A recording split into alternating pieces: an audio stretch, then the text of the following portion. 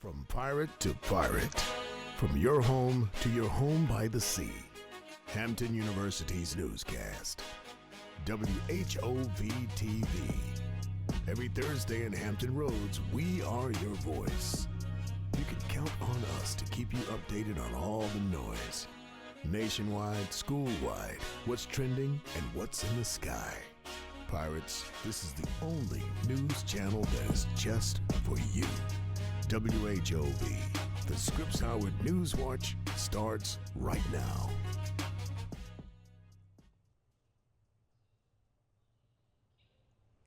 Good evening, I'm Kennedy Scales. And I'm Kennedy Kaiser. And you're watching WHOV-TV. We are your voice, keeping you up to date on all the noise. Tonight, President Trump is making big moves, March Madness is heating up. And a popular YouTube series is hitting Netflix. We'll have more for you later. But first, Pirates Election Day is almost here. Soon you'll have the chance to decide who will lead the Student Government Association for the next school year. Our reporter Logan Russell sat down with the presidential candidates to get exclusive insights on their platforms and vision for Hampton University. Thanks, Kennedy. The race for the 80th Student Government Association president is in full swing.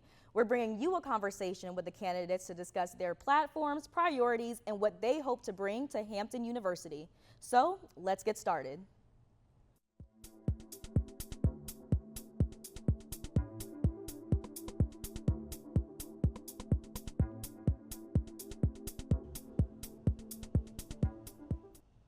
So as we all know, we attend the illustrious Hampton University. So let's first start by asking our candidates their Hampton intro and tell us a little bit about your platform. So Naja, we're gonna start with you. So why don't you give us your Hampton intro and then tell us a little bit about your platform. Okay, well, my name is Naja Flowers. I am a third-year journalism major with a minor in political science on the pre-law track from Brooklyn, New York, and my platform is inspired by iCarly, so it's I, Naja. It's centered on creativity, progress, and opportunity. And I have a couple of points, which would be I scholarship, I graduate, I serve, I help, and I hustle. Thank you. Patricia, we're gonna go to you next. Okay, hi, I'm Patricia Joseph. I'm a third-year criminal justice major on the pre-law track from Rockland County, New York. And my platform theme is based off of Kamala HQ with her candidacy. So I turned it into Patricia HQ. And basically I infused my platform, which is Elevate, which is empowering leaders, enhancing voices, and advancing tomorrow's excellence, which just aims to focus on pushing Hampton forward through innovation, collaboration, and just different things of that nature, but yeah. Thank you. And then Emmanuel, we're gonna go to you last. Thank you, Logan. My name is Emmanuel Harper. I'm a third year in the 5-year MBA program, minoring in leadership studies from Montgomery County, Maryland. And my platform is inspired by the Matrix, which stands for Moving All Together, Revitalizing Institutional Excellence, which serves to really help us all navigate getting out of our current situation at Hampton University, being in the Matrix, in our current situation, and using the pillars of campus unity, student retention, and institutional improvements to help us redefine our reality at Hampton and get to where we want ourselves to be at our university. Thank you guys so very much. So of course, I think that it's important that everyone kind of gets to know a little bit about you guys individually. So I'm gonna ask each one of you an individual question that's kind of catered towards your platform. So Naja, I'm gonna start with you first. So you said that your platform was centered around iCarly and creativity. Can you speak a little bit about that? Like, what made you choose iCarly? You could have chosen like any other show. So why that particular one, and how does it relate to your platform? I think that when I was thinking about a platform, I wanted to think about something that hasn't been seen, because we've all seen everything from every HBC. I wanted something to be different. I wanted it to reflect where Hampton should be going. We should be going towards a more modernized route. We should be moving from paper to online. And so I think that when iCarly came to mind, I was like, I can make it my own. I think that when I think about my platform points too, I think about how technologically advanced they were gonna be, how I was gonna bring just innovation to Hampton and a different student body, and hopefully inspiring other students how I was inspired by SJ my freshman year.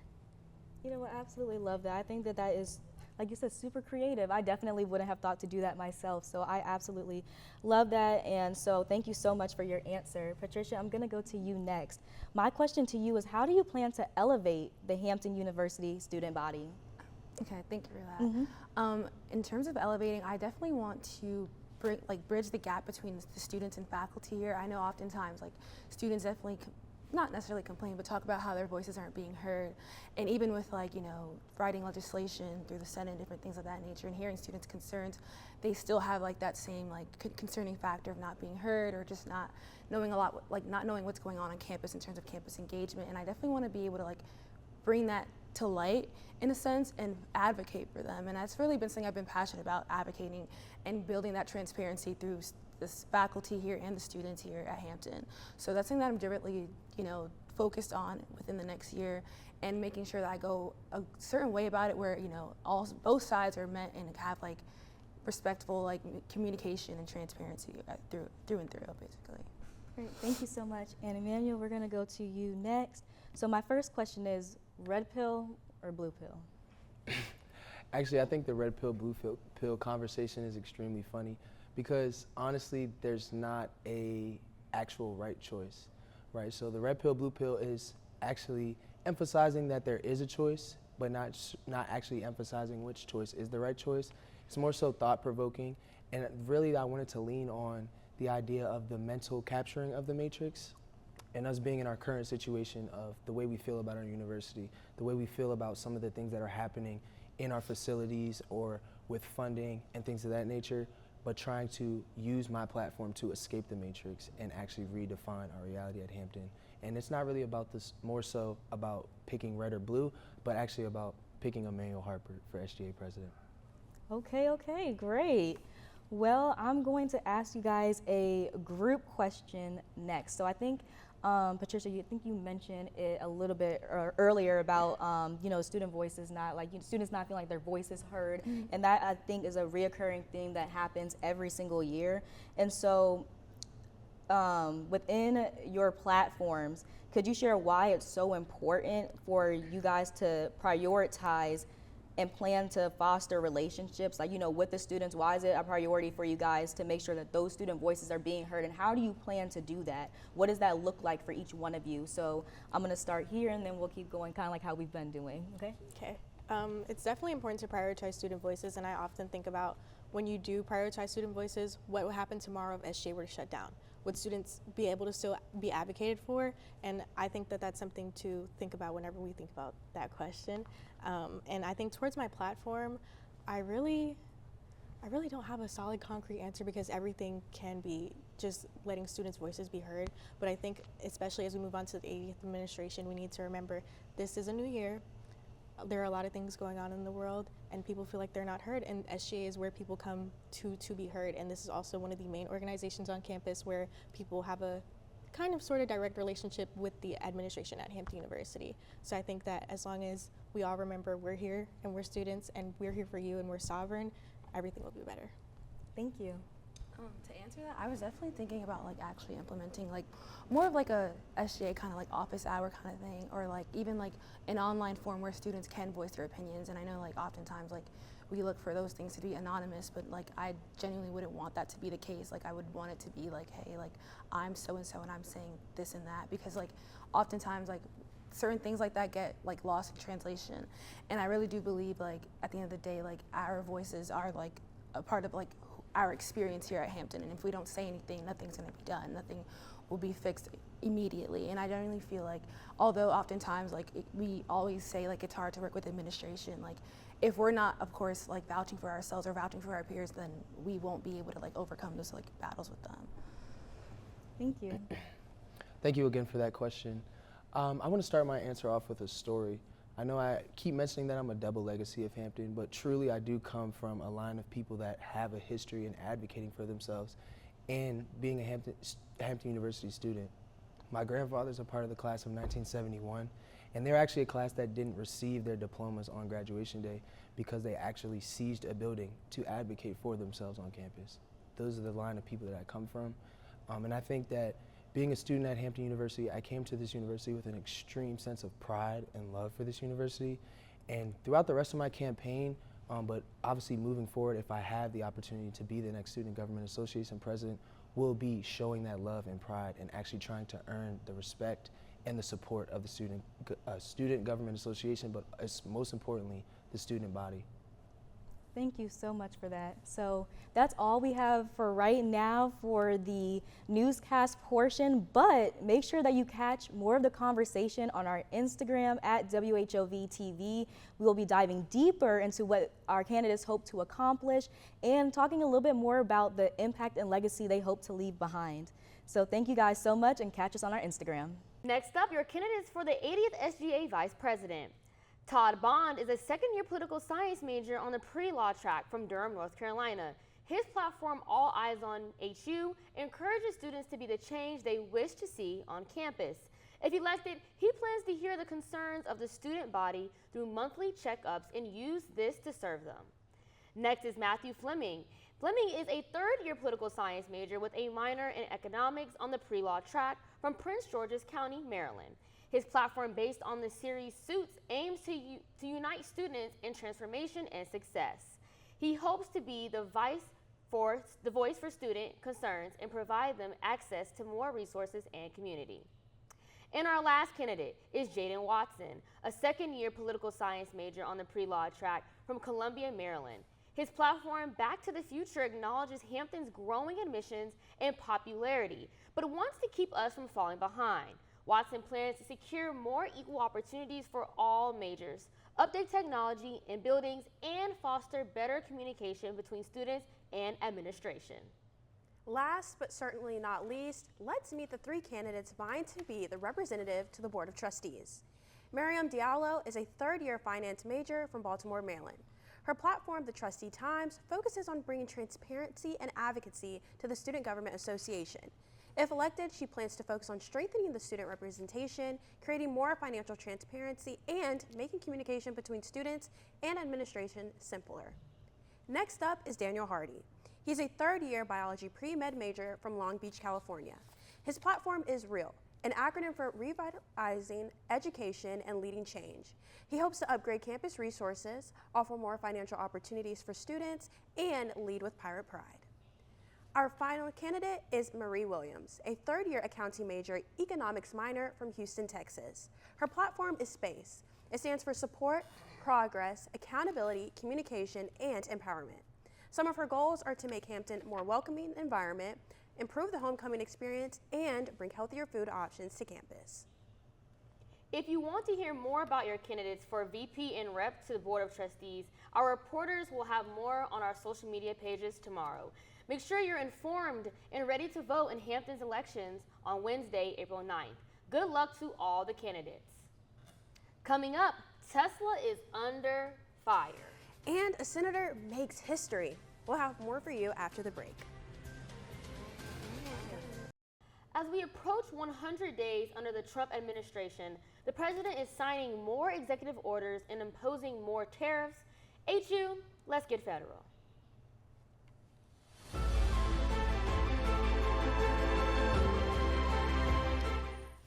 President Donald Trump signed an executive order on Tuesday titled Restoring Truth and Sanity to American History. This order will remove whatever the Trump administration deems un-American. Harvard historian Taya Miles gives her perspective on the order. So history does not just stand still. It's not some kind of solidified, ossified thing that once you've got it, it's just there and there are no changes. The president also created new tariffs and is calling it Liberation Day. He believes this move will support domestic manufacturing. The 10% tariffs imposed yesterday will be placed on all foreign countries except Russia and North Korea. Several countries are raising concerns about an escalating trade war they cannot control. Here's what the president had to say. But you see the numbers. The numbers are so disproportionate. They're so unfair. At the same time, we will establish a minimum baseline tariff of 10%. You notice that on the chart. And that'll be on other countries to help rebuild our economy and to prevent cheating. So we're going to have a minimum of cheating, and we're going to be very severe on the people that at the gate. Under his administration, around 10,000 full-time jobs are about to be cut. Robert F. Kennedy Jr. announced his plans on Thursday. The biggest cuts will take place in the Food and Drug Administration. According to NPR, thousands of workers have already left the FDA. In other news, prosecutors seek death penalty for Luigi Mangione. Attorney General Pam Bondi says this is a part of the Trump administration agenda. She says it will, quote, stop crime and make America safe again. The 26-year-old was also charged with first-degree murder as part of terrorism. According to CNN, his sentence carries a maximum of life in prison. Protests are erupting across the country, including right here in Hampton Roads. Protesters gathered in Norfolk outside the Tesla dealership on Saturday as part of the Tesla Takedown Global Day of Action. We just really wanted to be a part of the Tesla Takedown movement. I think our community is very directly impacted by this. They're firing tons of federal workers, shutting down, taking a sledgehammer to our federal government, many of whom are veterans. They're gutting Veterans Affairs. Social media is buzzing over Senator Cory Booker. He delivered a record-breaking marathon floor speech against President Donald Trump's recent policy shifts. According to NBC News, Booker's 25-hour and 4-minute speech began on Monday evening to Tuesday evening with no breaks. He expressed his dissatisfaction with the president's deportation laws, tariffs, and the removal of federal workers. The previous record holder was former Senator Storm Thurmond with a 24-hour and 18-minute speech in 1957. Don't go anywhere. Up next, Memphis Grizzlies are shocked after NBA head coach is fired. And if you've been sneezing more than usual, you're not alone. Pollen is out of control, so stay with us. Hey Pirates, I'm Nina Washington, your weather forecaster for this night. We finally reached April and spring is in full swing, so let's dive into this week's forecast. Today we're seeing mostly cloudy skies with a high of 82 degrees and a low of 61 degrees. It's great weather to kick off this weekend's Pirate Fest. Tomorrow will feel the same with temperatures reaching 79 degrees and dropping to 60 degrees. Unfortunately, there's a 35% chance of rain, so Pirates, make sure you have your umbrellas. But are your eyes itching? The pollen count is going to be high all this weekend. But brace yourselves, Pirates. This weekend is bringing the heat. On Saturday, there will be cloudy skies with a 79 high and a low of 57 degrees. On Sunday, it will be cloudy and the temperatures will rise to 82 degrees and fall to 67 degrees in the evening. I know you all will enjoy the warm weekend weather, but make sure you have a jacket for the chilly weekdays. On Monday, Hampton will have a high of 68 degrees and a low of 52 degrees. There is also a 90% chance of rain, so Pirates, make sure you have those umbrellas as well. Tuesday will be rainy and temperatures will rise to 54 degrees and fall to 44 degrees in the evening. Wednesday will also hit us with a high of 53 degrees and a chilly low of 41 degrees. Well, Pirates, that's all I have for the weather tonight. I hope you enjoy your weekend and stay safe. Back to you, Kennedy and Kennedy. Thanks, Nina. Up next, the Final Four women and men's basketball teams are ready to play. We will be right back after the break. It's an exciting time for all things sports. I'm Lathan Marquez, your sports anchor for tonight. Let's get into it. Here's your Pirate Weekly Rundown. Panina Mutisa was named the CAA Women's Outdoor Track Student Athlete of the Week for her record-setting performance at the Raleigh Relays. Yesterday, men's tennis player Dante Armbruster was named a finalist for the CAA Male Student Athlete of the Year award. And also, spring soccer is in session as the Lady Pirates secured a 3-0 win on Friday versus Shaw. Way to go, Pirates. Now look, it may be April, but the Final Four is upon us in the March Madness tournament. Ladies, catch number 1, South Carolina against Texas, Friday at 7 p.m. Then UConn against UCLA follows at 9 p.m. Both games air on ESPN. And men, catch Auburn against Florida at 6 p.m. Then number 1 Duke faces Houston at 8:49 p.m. Both of these games will be on CBS. The winners of each matchup will advance to the national championship games on Monday. The NBA world is searching for answers after the firing of Taylor Jenkins. The Memphis Grizzlies decided to fire their head coach last Friday despite the team's record of 44 wins and 32 losses. The team's decision comes 2 weeks before the NBA playoffs, making this move even less common. The Grizzlies promoted assistant coach Thomas Isolo the same day, hoping to stay afloat for the postseason. Memphis plays in Miami tonight on TNT. Well, that's all the sports I have for you tonight, Pirates. Back to you, Kennedy and Kennedy. Thank you, Lathan. Up next, Netflix is launching a new show. And an interview raises eyebrows. We'll be right back after this.